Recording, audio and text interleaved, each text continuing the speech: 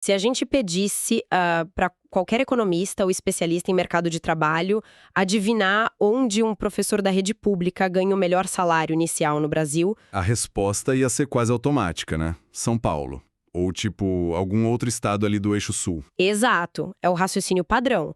A gente assume que as grandes avenidas do desenvolvimento, sabe, aqueles polos com os maiores salários, estão sempre concentrados nos centros financeiros mais tradicionais. A intuição puxa pra isso mesmo. A gente tenta prever onde a riqueza tá baseada num histórico de décadas, né? Pois é. Mas, para quem nos acompanha, os dados recentes mostram que essa teoria está completamente errada. O verdadeiro Eldorado da valorização financeira na educação brasileira de hoje não está no Sudeste. E essa é a beleza de olhar para os dados brutos e deixar aquelas suposições de lado, sabe? Porque quando a gente examina a realidade dos contra-cheques, o mapa econômico do Brasil ganha uns contornos, assim, surpreendentes.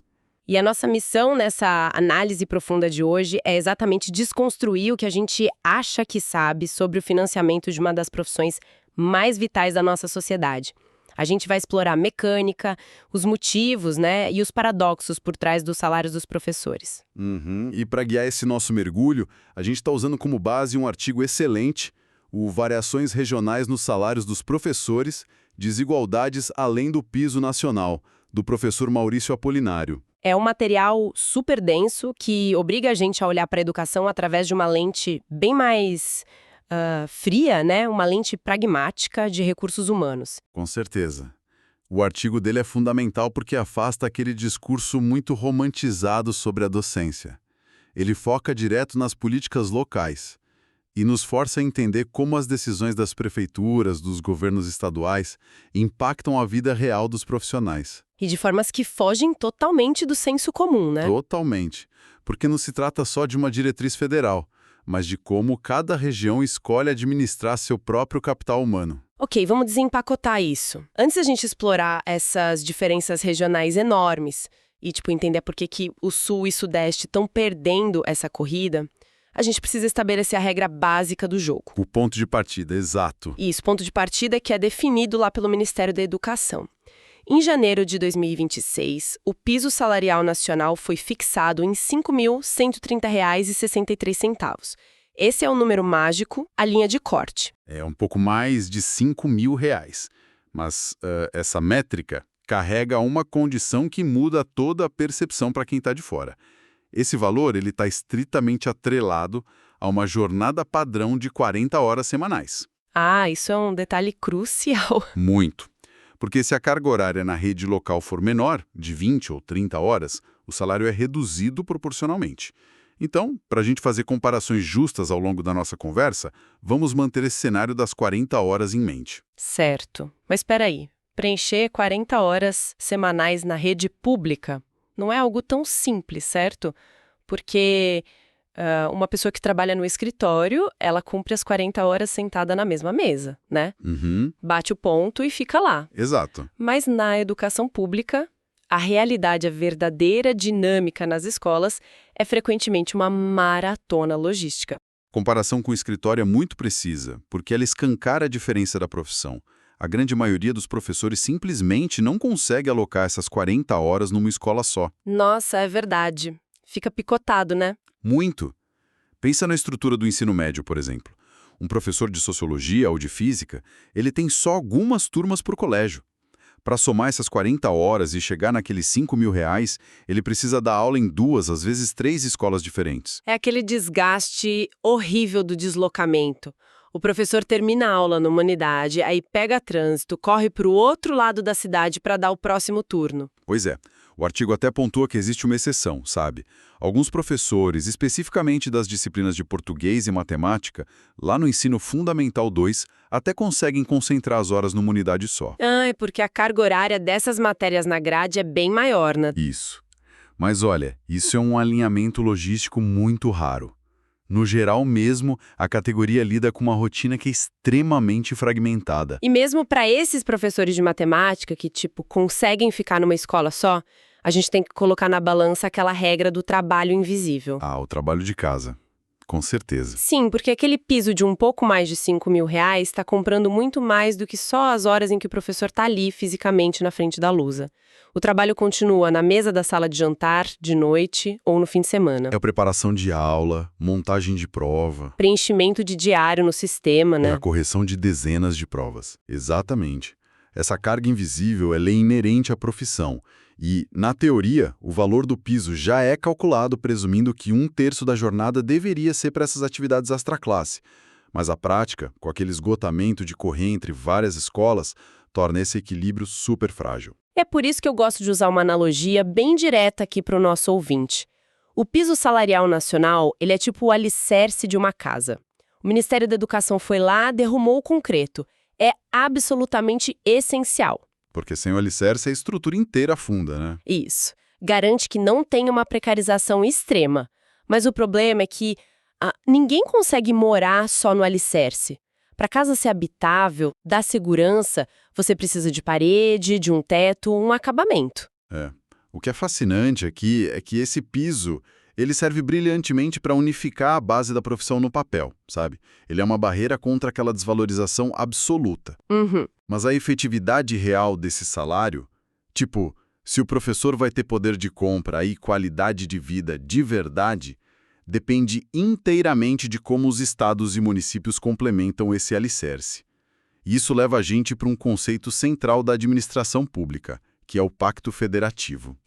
Só para deixar todo mundo na mesma página, o Pacto Federativo é basicamente a regra que diz que estados e municípios têm autonomia financeira e administrativa, certo? O governo federal não pode ditar como que o prefeito lá de uma cidade no interior vai gastar cada centavo do orçamento dele. A definição é bem essa mesmo. O governo federal impõe o alicerce obrigatório. Mas quem constrói a casa em volta dele, né? Quem cria plano de carreira, bônus, aumento progressivo por tempo de serviço, são as secretarias locais. Eles que dão as cartas, no fim das contas. Exato, o pacto dá essa liberdade. E é nessa liberdade que a lei federal bate de frente com a criatividade ou com a estagnação das políticas de cada região. E já que o piso é só o alicerce da nossa analogia, a grande pergunta que a gente precisa fazer é: quem está usando o Pacto Federativo para construir as melhores estruturas em cima dessa base? E os dados do professor Maurício viram aquele mapa econômico que a gente falou no começo completamente de cabeça para baixo. É aqui que a coisa fica realmente interessante. Como a gente mencionou, tem aquela narrativa de que o eixo da indústria das capitais ia pagar mais. Mas quem lidera o ranking nacional de forma absoluta é a região Centro-Oeste. É o momento que os números desafiam a intuição da gente, né? Total. A gente está vendo estados como o Mato Grosso do Sul e o Mato Grosso oferecendo estruturas salariais muito agressivas. O Mato Grosso do Sul, por exemplo, chega a pagar mais que o dobro do piso mínimo nacional para alguns professores. Nossa, é muito expressivo. São valores que ultrapassam a marca de R$ 7.000 para um iniciante, já considerando aquela jornada de 40 horas. É um salto impressionante em relação àquela base dos 5.000. E a liderança de valorização não fica só isolada no Centro-Oeste, não. O Nordeste e o Norte entram nessa equação com uma consistência, olha, notável. Sério? Como assim? O artigo destaca bastante o Ceará e o Piauí. Não só pelo esforço do governo estadual, mas porque eles têm um índice altíssimo de municípios que pagam acima do piso nacional. É meio que um movimento coordenado das prefeituras. Todo mundo concordando em pagar mais. Que interessante. Isso. E aí a gente também tem o Maranhão, o Pará, Roraima e a Paraíba, que figuram ali frequentemente com salários iniciais bem superiores à média nacional. Mas espera aí. Eu preciso bancar advogado do diabo agora. Manda. Isso não é só uma, ilusão de ótica causada pelo custo de vida nessas regiões? Ou talvez algum incentivo temporário?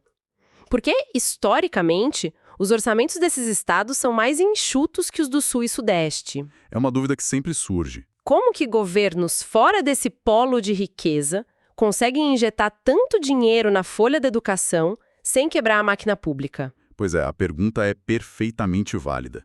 Mas a resposta é que não se trata de anomalia ou gasto irresponsável. É uma reengenharia de prioridades mesmo.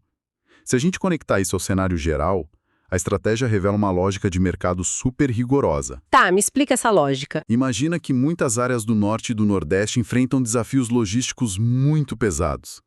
A gente está falando de escolas em locais bem distantes, tipo regiões ribeirinhas, e interiores que ainda estão desenvolvendo a infraestrutura. Condições geográficas bem difíceis, né? Exato. Se o cenário é mais desafiador, como é que você atrai profissionais qualificados para lá? Entendi, você precisa de um imã muito mais forte. Exatamente.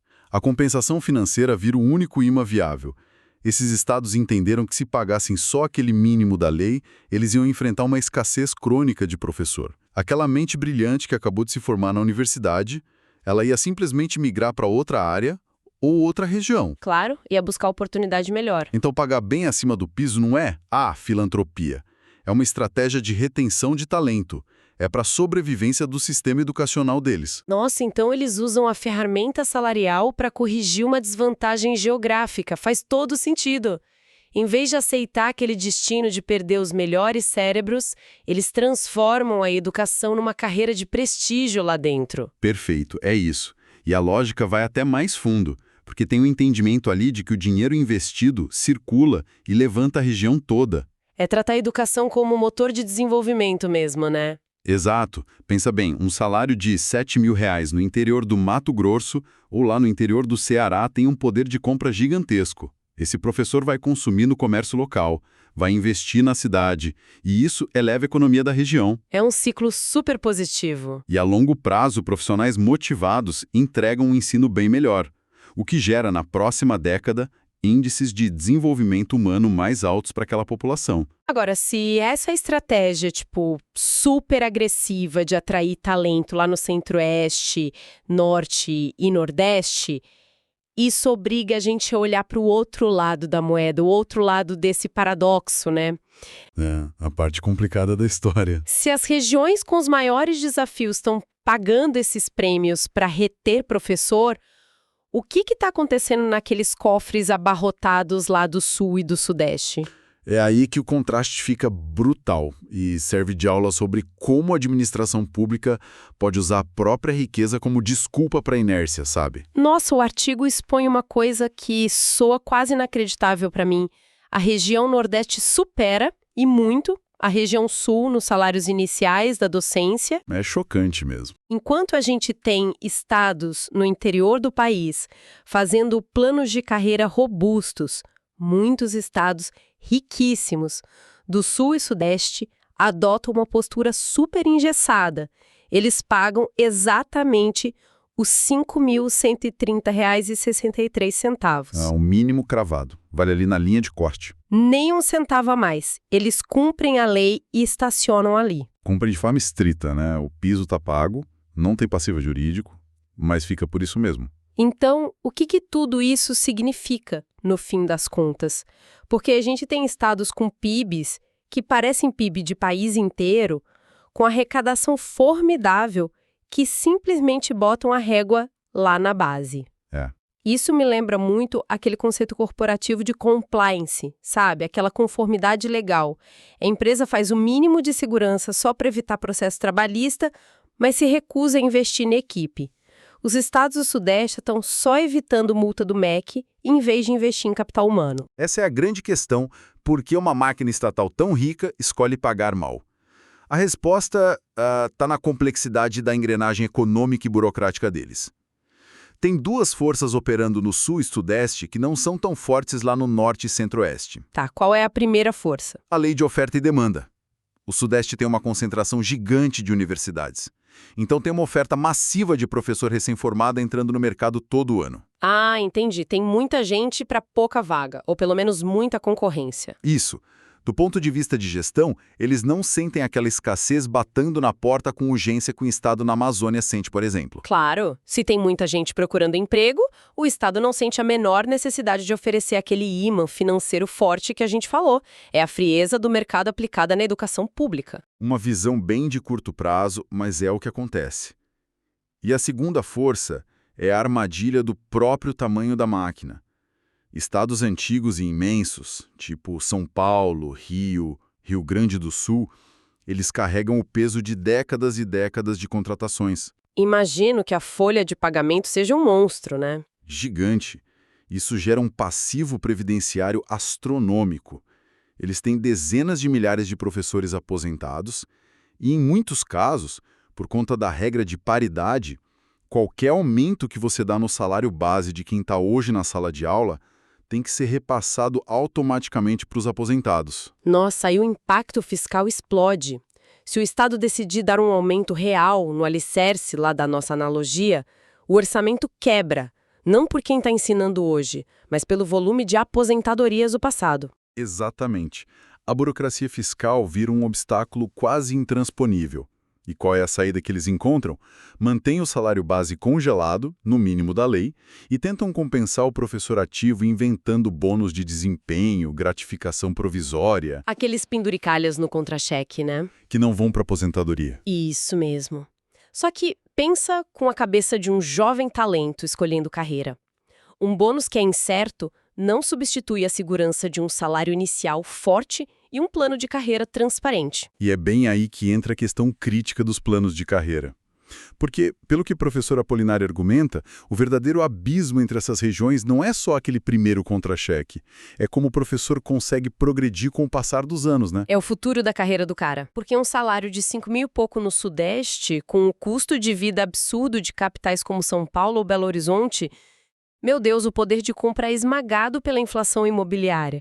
Custo de transporte, supermercado, tudo é mais caro. O poder de compra simplesmente evapora ali.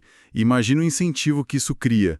Um estudante brilhante sai da faculdade no Sudeste, ele olha para o Estado oferecendo o mínimo da lei numa capital super cara, e aí olha para o plano de carreira onde a diferença salarial de um iniciante para um veterano de 10 anos é tipo minúscula. Não tem incentivo nenhum. Exato. Por que essa mente brilhante iria para a rede pública? Não vai. Vai para a rede privada ou, pior, abandona a docência de vez e vai trabalhar com recursos humanos numa empresa de tecnologia, vai para o banco.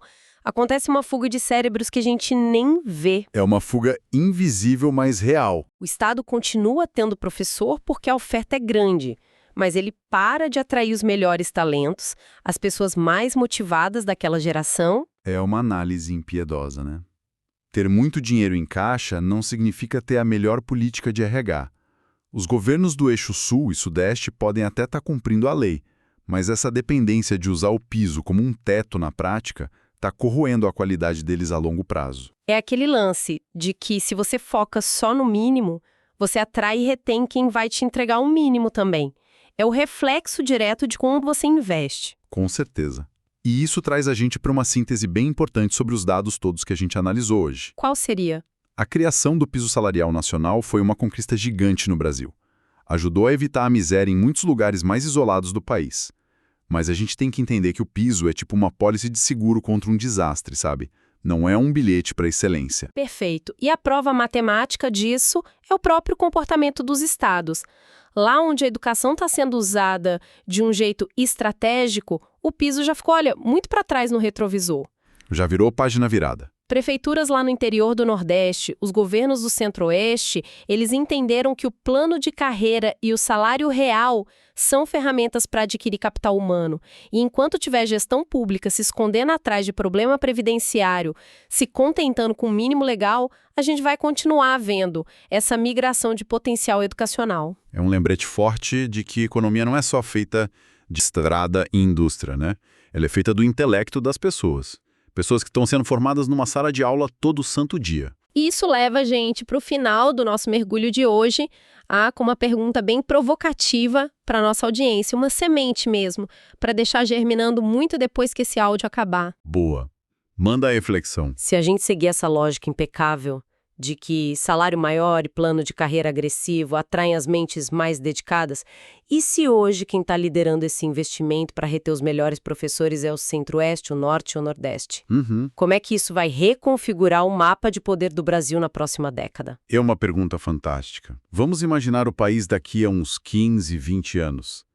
Será que os grandes polos de inovação, as startups disruptivas, os centros de excelência do nosso futuro, será que eles vão deixar de nascer lá no Sudeste tradicional e vão começar a emergir exatamente nesses estados que hoje decidiram que o professor tem que ser valorizado? Porque, no fim das contas, se é o professor que constrói a mente da próxima geração, O amanhã do Brasil pode nascer bem longe daquele mapa antigo que a gente estava acostumado a olhar. É uma mudança tectônica acontecendo e de um jeito super silencioso ali nos contra-cheques de quem forma o país, né?